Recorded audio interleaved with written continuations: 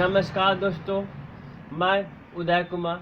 आज मैं आप लोग के सामने कैप सिरप के बारे में जानकारी देने जा रहा हूँ। देखिए दोस्तों, ये कैप सिरप है।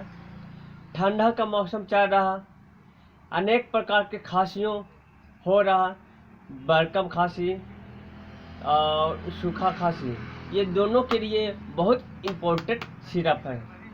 दोस्तों, आज हम लोग मार्केट में जाते हैं, मेडिकल से सिरप उठाते हैं, ये दे दिया, वो सिरप खा लेते हैं, रिजल्ट मालूम चलता है कि खांसी नहीं कंट्रोल हुआ।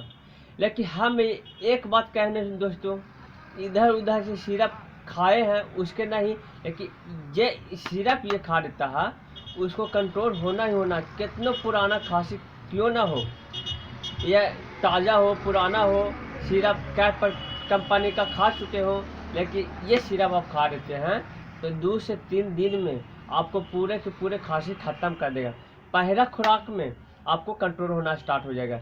इसको लेने के डोज है 2 चम्मच सुबह में, 2 चम्मच दोपहर और 2 चम्मच शाम के।